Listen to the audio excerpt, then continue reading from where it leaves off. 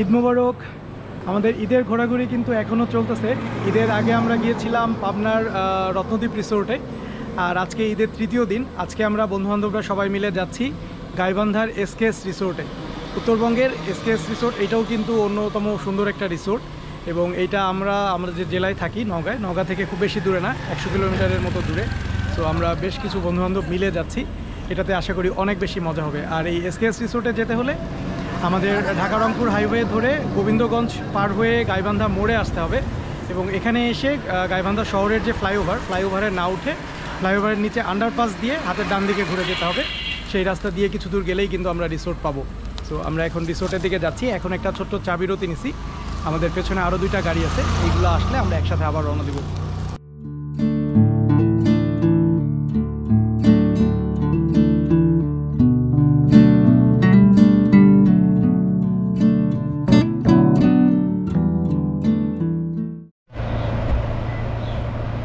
SKS ইনে ঢুকে প্রথম যে ব্যাপারটা নিয়ে একটু ঝামেলা হলো সেটা হলো এদের পার্কিং আসলে যথেষ্ট না।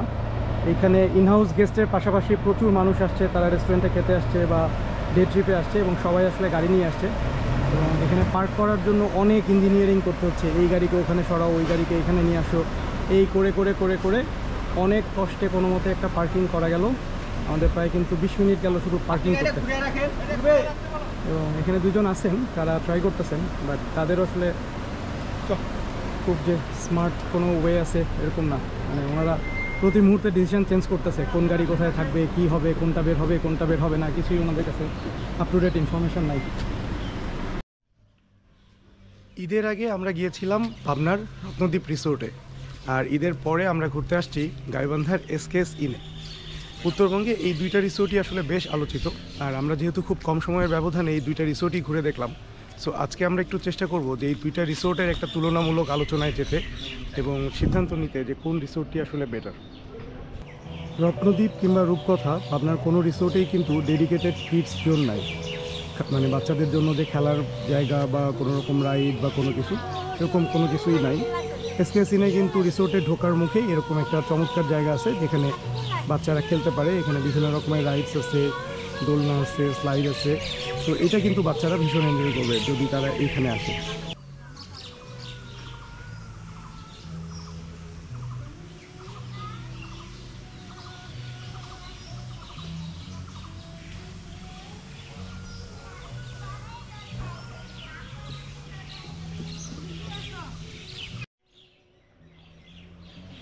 পার্কিংয়ের ঠিক পাশেই এখানে একটা ঝর্ণার মতো আছে। কালকে সন্ধ্যার পরেই ঝর্ণাটা চলতেছিল। কিছু আর্টিফিশিয়াল পশু পাখির এখানে করা হয়েছে ব্যবস্থা। ব্যাঙ দেখতেছি, কুমির দেখতেছি, বক দেখতেছি, এবং এটা হচ্ছে একটা লেকের ঠিক ধারে। এখানে একটা আর্টিফিশিয়াল লেকের মতো বানানো হয়েছে, সেইটার ঠিক ধারেই লেকের উপর দিয়ে ওয়াকওয়ে এবং বসার জায়গাও আছে। সো রিসোর্টে ঢোকার পরেই আপনার যে একটা ফার্স্ট ইমপ্রেশন সেটা কিন্তু আপনার যথেষ্ট ভালো হবে। আপনি যখন এই ওয়াকওয়ে দিয়ে হাঁটবেন এবং লেকের পাশ দিয়ে হাঁটবেন, এবং এখানে অনেক সুন্দর করে গাছপালা লাগানো হয়েছে দুই পাশেই। সো এইটা কিন্তু আপনাকে একটা ভালো ইমপ্রেশন দিবে। আর রত্নদ্বীপের এন্ট্রি পয়েন্টটাও সুন্দর, ওইখানে গিয়েও কিছু সুন্দর বসার জায়গা আছে, ওরাও একটা লেকের মতো বানিয়েছে। কিন্তু সেই জায়গায় আমার মনে হয়েছে যে ওদের স্পেসটা একটু টাইট, সেই তুলনায় আমার এসকেএস ইনটা মনে হচ্ছে যে একটু খোলামেলা, একটু বেশি জায়গা নিয়ে করা। লেকের ঠিক ধারে এদের মেইন রেস্টুরেন্টের নাম হচ্ছে জলধারা রেস্টুরেন্ট। গতকালকে আমরা এখানে ডিনার করছি। এটা ঠিক মানে সেই অর্থে বুফে না, অনেক বেশি আইটেম ছিল না, সব মিলায় হয়তো 8-10 রকমের আইটেম ছিল, তবে খাবার কিন্তু বেশ ভালো ছিল, আমরা বেশ এনজয় করছি ডিনারটা। আর ঠিক রেস্টুরেন্টের পাশেই একটা ওপেন স্পেস আছে, এবং সেখানে একটা মঞ্চের মতো আছে। সম্ভবত সেইখানে সন্ধ্যার পরে ফোক গান বা বিভিন্ন ধরনের মিউজিকের আয়োজন করা হয়। গতকালকেও এরকম একটা আয়োজন ছিল, যদিও গরমের কারণে আমরা আসলে খুব বেশিক্ষণ বসতে পারিনি। সো এইটাও একটা ভালো, এরকম কোনো ব্যবস্থা কিন্তু আমি আসলে রত্নদ্বীপে বা রূপকথায় দেখিনি। এইটা হচ্ছে এসকেএস ইনের রিসেপশন। এইটা আমার মনে হয়েছে যে একটু ছোট। রত্নদ্বীপের রিসেপশনটা কিন্তু আর একটু বড়। আপনার যদি কোনো কারণে রুম পাওয়ার আগে ওয়েট করতে হয়, সেটা কিন্তু আপনি রত্নদ্বীপে চমৎকার ব্যবস্থা আছে। সেই সাথে রিসেপশনের সাথে একটা কফি শপও আছে, আপনি চাইলে সেখানে গিয়ে বসে অপেক্ষা করতে পারবেন, কফি খেতে পারবেন। এসকেএস ইনের রিসেপশনটা বেশ ছোট, তো এখানে যদি আপনাকে একটু অপেক্ষা করতে হয় রুম পাওয়ার আগে, সেক্ষেত্রে হয়তো আপনাকে ওপেন স্পেসে গরমের ভেতরে অপেক্ষা করতে হবে।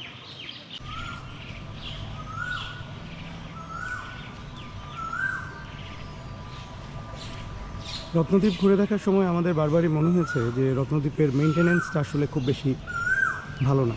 এটা যে যতটা বড় স্পেস তত আসলে লোকজন নাই যে পুরো জায়গাটাকে মনিটর করবে বা পুরো জায়গাটাকে পরিষ্কার পরিচ্ছন্ন করে রাখবে। কিছু কিছু জায়গায় আমাদের মনে হয়েছে যে জায়গাটা আরেকটু পরিষ্কার পরিচ্ছন্ন, আরেকটু সুন্দর হতে পারতো, বা গাছগুলি আরেকটু মেনটেন করা যেতে পারতো। এসকেএস ইনে কিন্তু একদম সকাল থেকেই আমি দেখতেছি যে মানে পুরো একটা দল, তারা পুরা রিসোর্ট জুড়ে ক্লিনিং করতেছে, গাছের যত্ন নিচ্ছে। সো এইটা ভালো লাগছে এসকেএস ইনে। এখানে একটা বাগানের মতো করা হয়েছে, বিভিন্ন ফলজ গাছ লাগানো হয়েছে, আমলকি, কামরাঙা, চালতা, এরকম একটা বাগান কিন্তু আমরা রত্নদ্বীপেও পাইছি, এবং সেটা আরও বেশি বড় ছিল এবং এখানে অনেক গাছ ছিল। তবে এসকেএস ইনে যেটা দেখতেছি যে এইখানে আসলে একটু ফাঁকা ফাঁকা করে গাছগুলো লাগানো হয়েছে, ফলে এই জায়গাটা একটু খোলামেলা মনে হচ্ছে। এসকেএস ইনের এইটাই বরং আমার ভালো লাগলো। রত্নদ্বীপে কিন্তু জায়গাটা প্রায় জঙ্গলের মতো, যদিও ভেতর দিয়ে ওয়াকওয়ে আছে, বাট এসকেএস ইনের এটাই আমার ভালো লাগতেছে। আর আরেকটা যেটা ভালো লাগতেছে সেটা হচ্ছে যে পুরা রিসোর্ট জুড়েই এসকেএস ইনে মনে হচ্ছে যে একটা মিউজিক সিস্টেম ইনস্টল করা আছে। আমি দেখলাম যে রিসেপশনে গান বাজতেছে এবং সেটাই আসলে রিসোর্ট জুড়েই বাজতেছে, এবং এই সকালবেলা তারা কিন্তু চমৎকার রবীন্দ্রসঙ্গীত বাজাচ্ছে। তো এইটাও কিন্তু রিসোর্টের যারা অথরিটি তাদের একটা রুচির পরিচয় দেয়, সকালবেলা যে তারা একটা হাবিজাবি গান বাজাচ্ছে না। তো এইটাও কিন্তু ইমপ্রেসিভ বলবো। রত্নদ্বীপ আর এসকেএস ইন দুই জায়গাতেই অ্যাকোমোডেশন যেটা, এটা হচ্ছে মূলত বিল্ডিং, মানে এইখানে বিল্ডিংয়ের রুমগুলোতে গেলে আপনার মনে হবে যে আপনি কোনো হোটেল রুমে আছেন, আপনার ঠিক রিসোর্ট টাইপের ফিলিং হবে না। যেমন আমরা আছি এই ভবানীগঞ্জ এই বিল্ডিংটার নিচতলার একটা রুমে, আমরা আসলে রুম পাই নাই কারণ ঈদের পরে প্রচণ্ড চাপ ছিল। রুম ভালো, রুমের সমস্ত অ্যামিনিটিস ভালো, কিন্তু ঠিক রিসোর্ট টাইপ ফিলটা হবে না।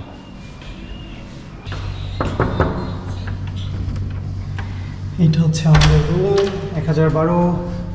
আরিফ অলরেডি এখানে। আচ্ছা, চট করে রুমটা দেখেই ফেলি। রুম খারাপ না, এখানে ডাবল বেড, দুইটা বেড, এসি অলরেডি কাজ করতেছে, ওয়ার্ড্রোব, টিভি, স্ট্যান্ডার্ড অ্যামিনিটিস যা লাগে সবই আছে। Right, not bad, not bad. বাথরুমটা কিন্তু বেশ সুন্দর, একদম হোয়াইট, সব কিছু টাইলস থেকে শুরু করে সব কিছুই নিট অ্যান্ড ক্লিন। তবে এসকেএস ইনে এই বিল্ডিংগুলির পাশাপাশি কিছু কিন্তু কটেজও আছে, যেমন আমি ঠিক সামনেই দেখতে পাচ্ছি এখানে একটা লেকের মতো আছে, এবং এই লেকের চারপাশ দিয়েই বেশ কিছু কটেজ বানানো আছে। এই কটেজগুলি দেখলে মনে হবে যে হ্যাঁ, যে এটা একটা রিসোর্টে থাকার মতো জায়গা।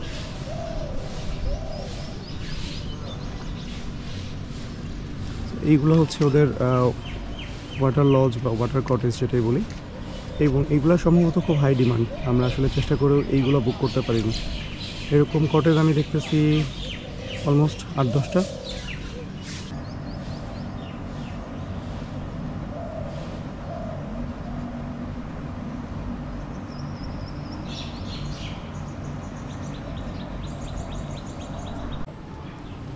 লেকের ঠিক পাশেই এরকম কিছু কটেজ আছে। এখানে সিঙ্গেল কটেজ, ডাবল কটেজ, মানে 2 রুমের কটেজ, এগুলোও আছে।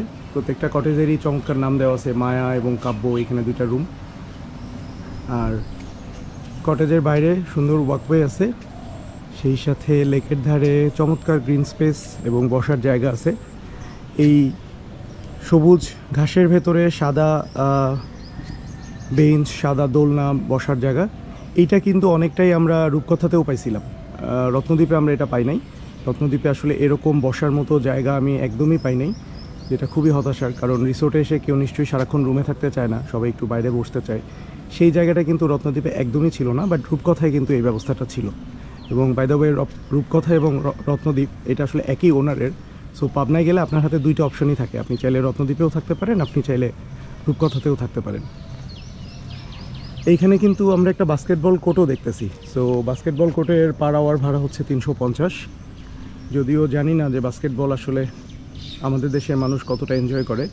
এটা কিন্তু বাস্কেটবল কোর্ট না হয়ে বরং ইনডোর একটা গেমস সেন্টার হতে পারতো, এবং সেখানে টেবিল টেনিস, স্নুকার বা এই জাতীয় যে গেমসগুলি এগুলি থাকতে পারতো। এবং এটা আসলে আমাদের দেশের জন্য খুব দরকার, কারণ আমাদের দেশের যে ওয়েদার, তাতে আউটডোর গেমস খেলাটা এখন কিন্তু বেশ কঠিন। এইখানে একটা মুরালের মতো দেখতেছি, এটা আমাদের গ্রাম বাংলার যে প্রকৃতি এবং যে জীবনযাত্রা সেইটাকে সুন্দরভাবে তুলে ধরা হয়েছে। সো এইটা একটা ফটো বুথ হিসাবে সার্ভ করবে। এখানে চাইলে আপনি এসে ছবি তুলতে পারবেন, এবং আমি কালকে মনে হয় অনেক মানুষকে দেখতেছিলাম যে তারা এখানে আসলে ছবি তুলতেছিল। সো রিসোর্টে গিয়ে যেটা হয় যে মানুষ তো আসলে ছবি তুলতে চায়, সো ছবি তোলার মতো কিছু জায়গা আসলে ক্রিয়েট করতে হয়। সেটা কিন্তু এসকেএস সিন চমৎকারভাবে করছে। বেশ অনেকগুলি জায়গা আছে যেখানে গিয়ে বসে আপনি ছবি তুলতে পারবেন। এইটা রত্নদ্বীপে ভীষণভাবে মিসিং। রত্নদ্বীপে কোনো খেলার মাঠ ছিল না, এখানে কিন্তু একটা খেলার মাঠ আছে। কেউ যদি চায় ক্রিকেট বা ফুটবল এই ধরনের গেমস কিন্তু তারা এখানে খেলতে পারবে। যদিও পুরো মাঠটাই গ্রিন এবং ঘাসে ভরা, ক্রিকেট খেলতে গেলে একটু মুশকিলই হবে। একটা পিচ থাকতে পারতো ক্রিকেট খেলার জন্য। আমি জানি না ওদের কাছে ক্রিকেটের ব্যাট, বল, স্ট্যাম্প এই ধরনের জিনিসপত্র আছে কি না, নাকি নিজেদের নিয়ে আসতে হবে, বাট কাউকে খেলতে অবশ্য দেখিনি। এইগুলি হচ্ছে ওয়াটার লজ, লেকের ঠিক ধারেই যে ভিলাগুলো, এবং দুইটা ভিলার মাঝখানে কিন্তু চমৎকার দোলনা আছে বসার মতো। তো যারা এইসব ভিলায় থাকবে তারা চাইলে কিন্তু সন্ধ্যার পরে সেই দোলনায় বসে কিছুটা সময় বাইরে কাটাতে পারবে। এইটা মোটামুটি রিসোর্টের পেছনের বাউন্ডারি ওয়াল, মানে রিসোর্ট এই পর্যন্তই। এখানে একটা ওয়াকওয়ে আছে, এবং এই রাস্তা দিয়ে হেঁটে গিয়ে সুইমিং পুলের পাশে যাওয়া যাবে। ওইখানে একটা চমৎকার হ্যাঙ্গিং ব্রিজ আছে, আমরা এখন ওদিকটায় যাব। যেটা বলতেছিলাম যে একটা রিসোর্টে এসে মানুষ আসলে ছবি তোলার মতো জায়গা খোঁজে, ফটো বুথ বা ন্যাচারাল কোনো জায়গা বা এমন একটা অ্যারেঞ্জমেন্ট যেখানে গিয়ে মানুষ ছবি তুলবে। সেরকম অ্যারেঞ্জমেন্ট কিন্তু এসকেএস সিনে অনেক আছে। যেমন এইটা একটা স্পেস, এইখানে এই মুহূর্তে ঝর্নার পানিটা ফ্লো করতেছে না, বাট কালকে বিকালে কিন্তু এখানে আমরা দেখতেছিলাম যে এইটা থেকে পানি বেয়ে পড়তেছে, এবং পুরো জায়গাটা মিলে কিন্তু চমৎকার লাগতেছিল। যদিও আর্টিফিশিয়াল এটা বানানো, বাট দেখে মনে হচ্ছিল বেশ ন্যাচারাল। এই ব্রিজটার কথাই বলতেছিলাম, এটা লেকের উপরে একটা হ্যাঙ্গিং ব্রিজ। সো এইটাও কিন্তু একটা ছবি তোলার মতো পারফেক্ট একটা জায়গা আসলে। এবং কালকে অনেক মানুষ ছিল, আমার তো ভয় হচ্ছিল যে এত মানুষের চাপ আসলে নিতে পারবে কি না, বাট কোনো প্রবলেম হয় নাই। আর এইখান থেকে আসলে ওয়াটার ভিলাগুলো কিন্তু আরও চমৎকার করে বোঝা যাচ্ছে। এখানে 4টা ভিলা এই পাশে, আর ব্রিজের অপর পাশেও ওরকম বেশ কিছু ভিলা আছে।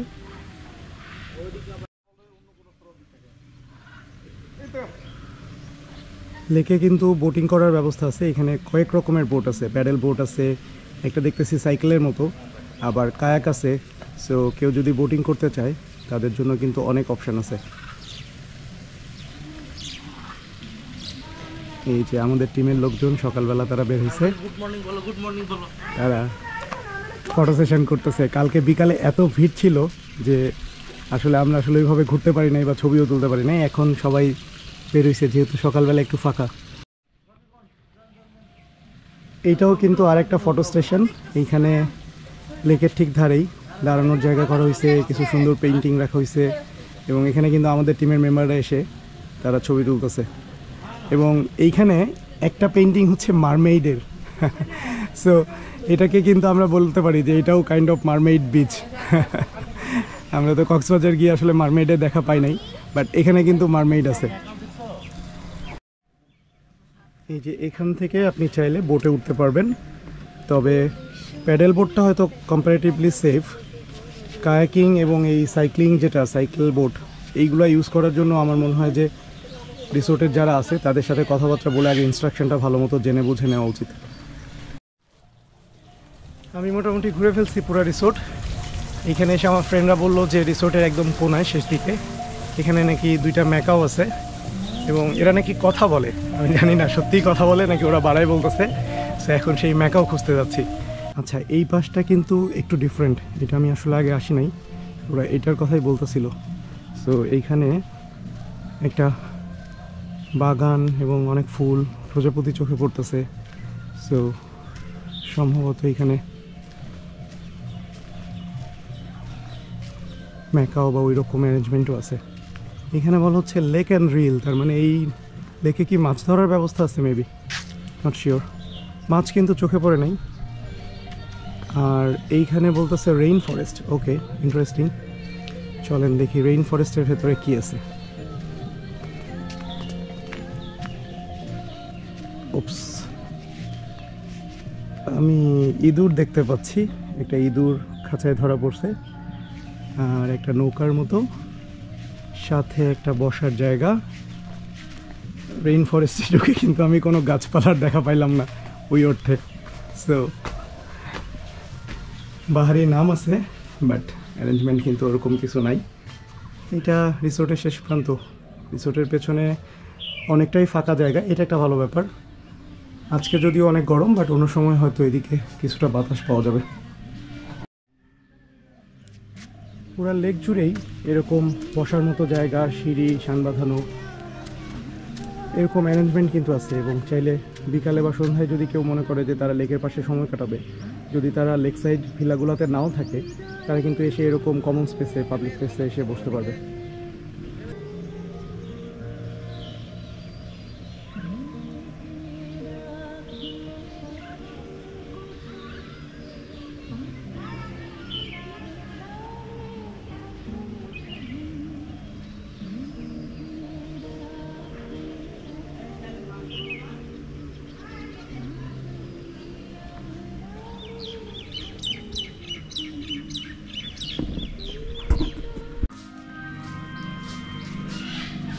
রেইন ফরেস্টে ঢুকে খাঁচার ভেতরে একটা ধরা পড়া ইঁদুর দেখতে পাইছিলাম। ডিয়ার ফরেস্টে এসে এখন কি দেখবো জানি না, বাট এই পাশে গাছপালাটা একটু বেশি, ছায়াটা অনেক বেশি, ঠান্ডা এই পাশে। ওই পাশটায় গরমে রীতিমতো হাঁপ ধরে যাচ্ছে, বাট এই পাশে কিন্তু বেশ ঠান্ডা ঠান্ডা একটা ব্যাপার। এটাই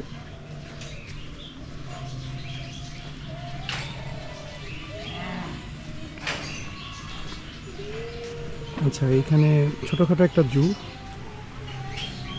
কিছু জায়গা ঘিরে এখানে কিছু হরিণ দেখা যাচ্ছে, 5টা 7টা। এইটা এখন একটা সব রিসোর্টেই কমন রিকোয়ারমেন্ট হয়ে গেছে, কেন জানি, যে রিসোর্টের সাথে চিড়িয়াখানা থাকতে হবে, সেখানে কিছু হরিণ, কিছু পাখি বন্দি করে রাখতে হবে। এইটা কিন্তু আমার পার্সোনালি খুব বেশি পছন্দ না আসলে। এখানে ময়ূর দেখতেছি, ককাটেল, বাজরিগড়, ম্যাকাও, বেশ কিছু পাখি আছে, বাট এরকম খাঁচার ভেতরে পাখি দেখতে আসলে খুব বেশি ভালো লাগে না। এখানে একটা ছোট চিড়িয়াখানার মতো করা হয়েছে, সেখানে কিছু হরিণকে রাখা হয়েছে, আর সাথে বেশ কিছু পাখি, ময়ূর, ম্যাকাও, গিরিবাজ। বাট সেটা দেখে আমার কিন্তু আসলে খুব বেশি ভালো লাগলো না। ময়ূর আমার অনেক দিনের দেখার ইচ্ছা ছিল। শ্রীলঙ্কাতে আমরা রাস্তার ধারে কিছু ময়ূর বসে থাকতে দেখছিলাম, থামতে পারি নাই, ভালো মতো দেখতে পারি নাই। বাট ওইটা দেখার কিন্তু একটা আলাদা রকমের আনন্দ আছে। মানে আপনি ওপেন স্পেস দিয়ে যাচ্ছেন, হঠাৎ একটা পাখি দেখলেন, সেটা একরকম। আর একটা পাখিকে ধরে খাঁচায় বন্ধ করে রাখা হয়েছে, আপনি গিয়ে দেখতেছেন, সেইটা আসলে ডিফারেন্ট একটা ব্যাপার। আর এদের যে বাগানটা একটু আগে দেখাচ্ছিলাম, যেখানে অনেক ফলের গাছ, সেইখানে কিন্তু কোকিল ডাকতেছিল, আরও কিছু পাখি আমি দেখলাম। এবং একটা গাছের নাম লিখে রাখছে প্যারট ট্রি, সম্ভবত ওইখানে আমি দেখলাম যে কিছু কলস টলস ঝোলানো আছে, সম্ভবত ওইখানে আমাদের প্যারট মানে টিয়া পাখি আসে। সো ওইটা যদি দেখতে পারতাম যে হ্যাঁ, খোলা গাছে পাখি এসে বসছে বা পাখি উঠতেছে, ওইটা কিন্তু আমার আরও বেশি অনেক ভালো লাগতো। পুরো রিসোর্ট ঘুরে গরমে আমি কিন্তু রীতিমতো ক্লান্ত। এখন লেকের পাশে এসে এরকম একটা দোলনায় বসছি, খুব মৃদু একটা বাতাস হচ্ছে, সেটা আসলে গরম কমানোর জন্য যথেষ্ট না। ভালো ব্যাপার হচ্ছে আমার ঠিক পাশে একটা স্পিকার, সেখান থেকে গান ভেসে আসতেছে। এদের গানের সিলেকশন চয়েস কিন্তু খুবই চমৎকার। সকালে বের হওয়ার পর থেকেই যতগুলি গান শুনছি, একটাও খারাপ ছিল না। মানে সবগুলি আমার টেস্টের সাথে যায়। রবীন্দ্রসঙ্গীত, আমাদের দেশের ফোক সঙ্গীত, এবং সাউন্ডটা ঠিক এমনভাবে রাখা যে আপনি শুনতে পারবেন কিন্তু আপনার কানে লাগবে না। মানে সকালবেলার যে নীরবতা বা সকালবেলার যে এই নিরিবিলি একটা পরিবেশ, সেইটা কিন্তু নষ্ট করতেছে না। খুবই মৃদু একটা সাউন্ডে গানটা বাজতেছে, এইটা কিন্তু আমার খুবই ভালো লাগতেছে। এবং এইটার কারণে আমি এই রিসোর্টকে আমার মনে হয় যে অন্য যে কোনো রিসোর্টের থেকে 2 পয়েন্ট বেশি দিয়ে রাখবো। গাইবান্ধা শহরে আসলে যে কাজটা মাস্ট করতে হবে সেটা হচ্ছে এখানকার রসমালাই খেতে হবে। আমরা সবাই জানি যে কুমিল্লার রসমালাই খুব বিখ্যাত, কিন্তু আসলে রসমালাই কিন্তু ভালো হচ্ছে গাইবান্ধারটা। আমি নিজে 2 জায়গাটাই খাইছি, এই কারণে আমি জানি, আমি বলতেছি। এখন আমরা গাইবান্ধার রিসোর্টে ঘোরা শেষ। এখন যাওয়ার আগে আমরা অতি অবশ্যই রসমালাই কিনে নিয়ে যাব। আমরা যাচ্ছি রমেশ সুইটসে, এটা শহরের রেল স্টেশনের ঠিক পাশেই। আমি অবশ্য নিজে কখনো এখান থেকে কিনি নাই, বন্ধুবান্ধব কিনে পাঠাইছে, খাইছি। তো আজকে একটু নিজে কিনবো, দেখি আসলে এক্সপিরিয়েন্সটা কেমন হয়।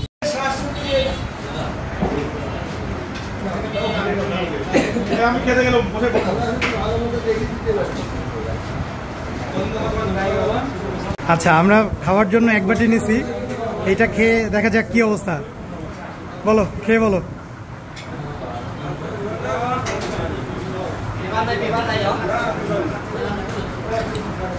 ট্রেডিশনাল রসমালাইয়ের মতো না, উত্তরবঙ্গে একটা ধাপ আছে।